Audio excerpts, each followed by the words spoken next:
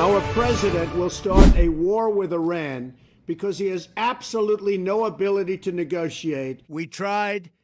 They wanted to do it. They didn't want to do it. Again, they wanted to do it. They said, he will start a war. I'm not going to start a war. I'm going to stop wars. This was our last best chance to strike. We more and more are not wanting to be the policemen of the world. An Iranian regime armed with long-range missiles and nuclear weapons would be an intolerable threat. She would get us into World War III. They're drafting you to go and fight in some country that I've never heard. We may have casualties.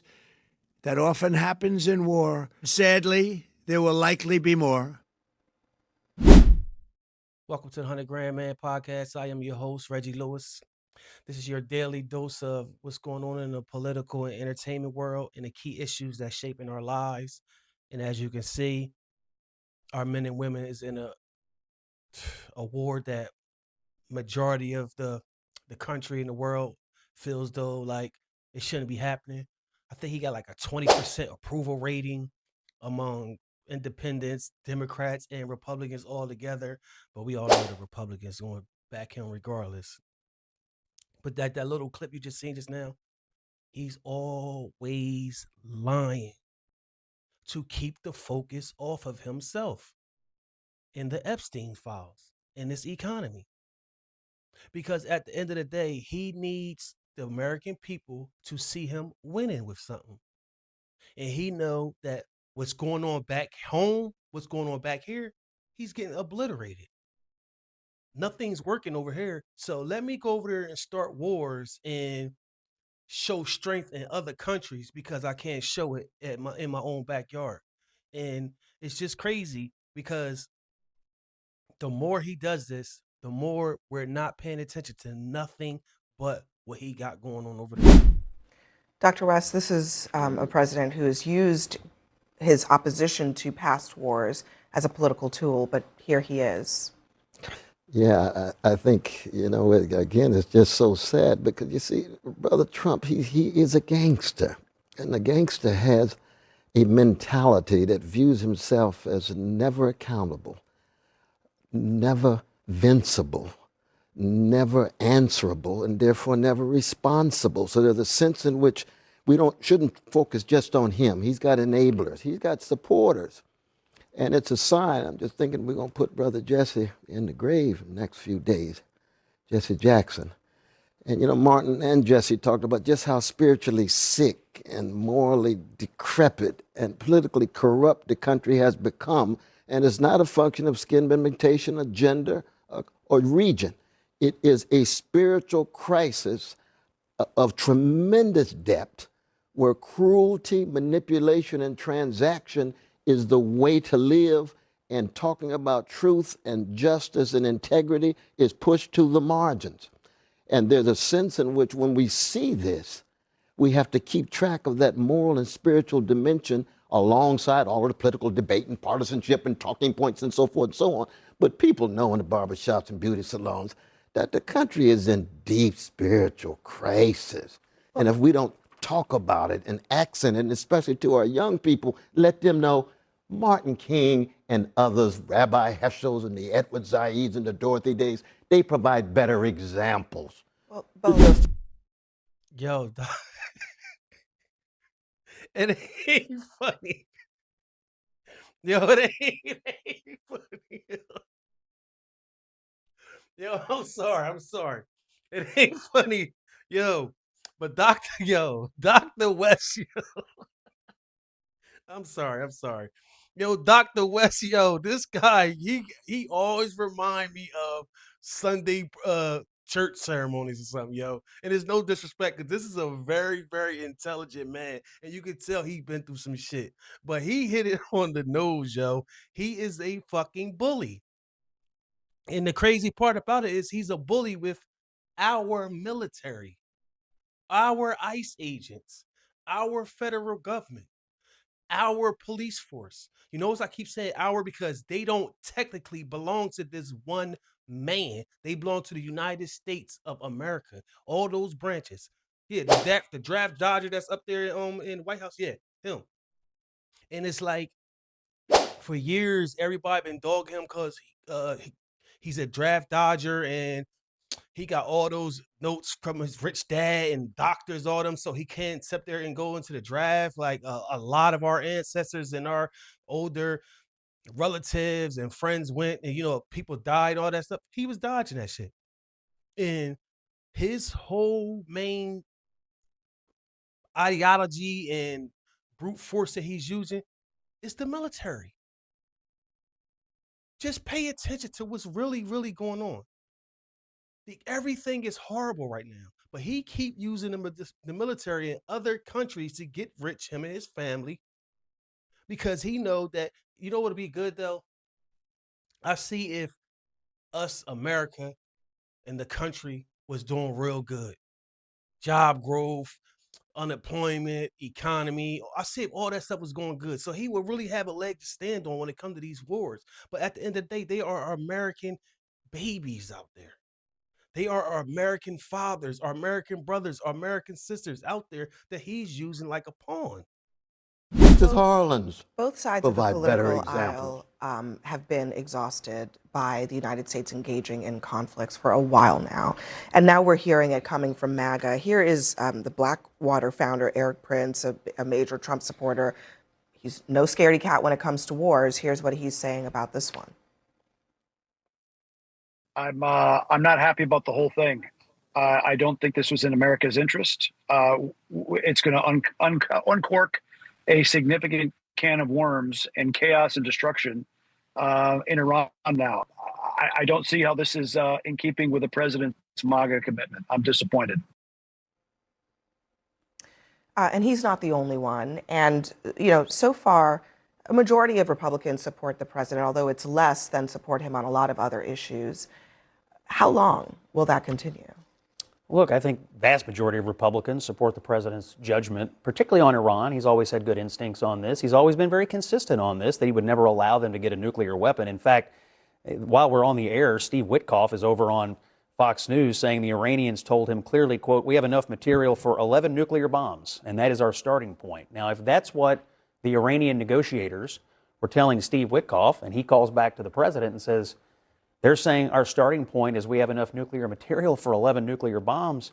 Obviously, the president has consistently over the years said, that's not acceptable to me. So, look, he never hid the ball on this. And for the people who are criticizing him over it, honestly, were you not listening to him for years and years and years when he said repeatedly, no nuclear weapons? I thought that he the was point clear. was that we destroyed their capability to have nuclear weapons 8 months ago. I mean, it's either one thing or the other. And they continue to enrich. I think the point is they how kept going. But Scott, how is that possible? Time we doesn't were stop. told People have reliably ambitions. by the president that their nuclear capabilities were obliterated. That's the word that he used. Well, I mean, I think the Iranian.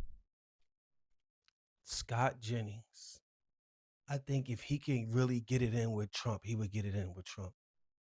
He is Trump's personal CNN lapdog, bro. Like, it's nothing Trump can do wrong that Scott Jennings will sit up there and call him up on it. He's sick, man. Sick. It's no way possible you're behind this, man. The thing is, I think a lot of these MAGA commentaries, these MAGA pundits, supporters, and followers, they wish they was Trump with this power. That's what it all boils down to. They cannot stand this man. And it's all types of reports how they talk about him behind his back and make fun of him and all this goofy shit that's going on when it comes to these Republicans. But they are terrified of him because they want that power so bad. You pay attention to how he always looking in the camera? Like, bro, like, get serious right now. But it was all this uproar and there was all this BS going on when Biden did it. Obama did it. It was so much backlash from the right. But now that they're doing it, now that their king is doing it, everything is all good. They have all this material. Look, it's obvious, Abby, that Trump says a lot of things which are contradictory because on the one hand, Scott is right. He has said Iran is not going to go nuclear. But the intro is also correct. It was showing him saying, we're not going to start new wars. We're going to end wars. We're not going to engage in wars of regime change in the Middle East. He said both things. They're contradictory. They don't add up. And basically, any attempt to try to make Trump conform to some doctrine or to impose some kind of consistency or ideology on him is going to fail. He has followers, MAGA followers, who are consistent in their ideology. They want to stay out of these wars. Trump is not. He basically reserves the right to change his mind, 5 times an hour. He says one thing, does another thing. He changes his mind, does something else.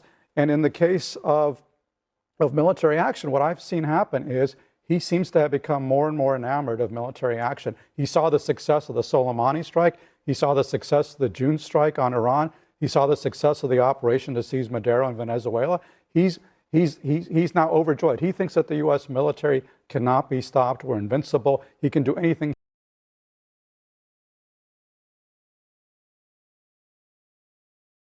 Because the U.S. military, while it is very tactically proficient, cannot transform the Middle East. It doesn't have the capacity to transform Iran or any other country. That's what we've discovered over the last 20 years. Right. Max hit that shit on the nose. He has no plan. He just keep coming up with shit like y'all already saw the administration. They all over the place because at the end of the day, they have no strategy and they have no end game. Let's go in there. We're going to terrorize them because we got one of the best militaries on the planet. So they can't stop us anyway. And we got Israel helping us. So we good. But there's no plan. All right. So, it happened. Boom, boom, boom. Y'all got it. Now what's next? It's only going to be a couple of days. Matter of fact, it's only going to be like 4 weeks. Bro, we're not trying to hear that. He has no plan on anything, on no policy he put out so far. He has no fucking plan. Even immigration. He started off with this so big and bad on immigration. People started dying. We started seeing people getting snatched up out of their cars, kids getting snatched, moms getting in, they breaking windows. All right, we got to shut that down or calm that down. Healthcare. Where's your healthcare, bro? You're taking Obama subsidies. Where's your healthcare plan, bro? Yeah, what's up with the tariffs? On, off, on, off, on, off. He has no fucking plan. The problem is he surrounded himself with a bunch of yes men that's unqualified in damn near every position he has these people in, because all they got to do is wake up every day and tell him how much of a god he is, and he's just going to just excuse the fuck ups that's going on. That's Trump. He doesn't care about nothing but flattery and money and power he cannot physically do himself, but with a goddamn marker. That's it. He's going to go down as, no matter how much of a cult, how much of revolutionary he got these white evangelicals, these cults, and Proud Boys, and all those racist, radical people he got on his side. No matter how popular you are with the racist part of this country, he's going to go down as the worst president in modern history. And all he's doing is helping himself more and more every day, because you best believe once the Democrats take back this house and all those Epstein files get released, unredacted and everything, and Pam Bondi, Kash Patel, and Kristi Noem, all them be held in contempt, watch how fast his regime fall apart then. That's my show. Hit the like button, comment. We're going to keep this page moving. Appreciate it. If you can't watch it, I'm on Spotify and Apple Podcasts, and I'll see you next time. Yeah,